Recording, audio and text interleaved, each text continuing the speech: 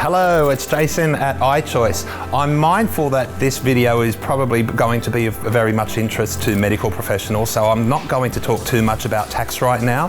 My next video will be about my company's unit trusts and the 7 whopping years that Division 7A gives you to flush out your income to avoid higher marginal tax rates. Right now I want to talk about asset protection. I'm actually going to write an article, or I might even name this video, Why Doctors Should Be Married to Rich People. What I'm saying is that for most doctors, your spouse would probably be the owner of your primary residence, because the 2 biggest tax havens in this country, self-managed super fund and your family home, have to be got right. Now, in a litigious environment that you doctors work in, it's always important to have your home in your partner's name. Now, that's not always the case. First of all, you might not have a partner, right?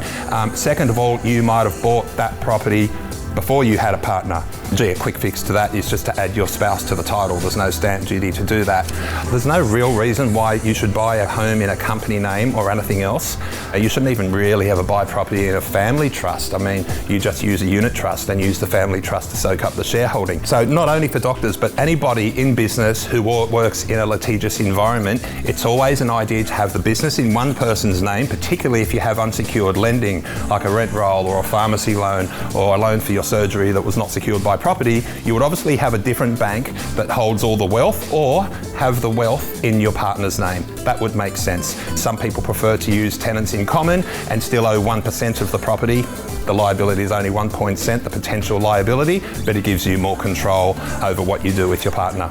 So in general, yeah, your family home would be owned in personal names. When it comes to buying properties that you use for business, like a New South Wales business asset, for example, should really be held in self-managed superannuation.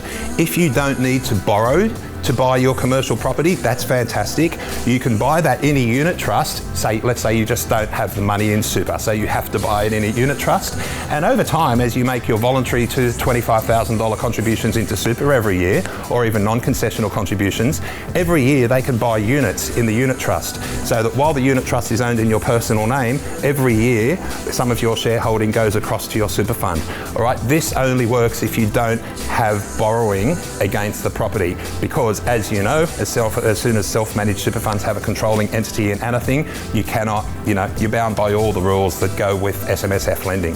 So thanks for watching.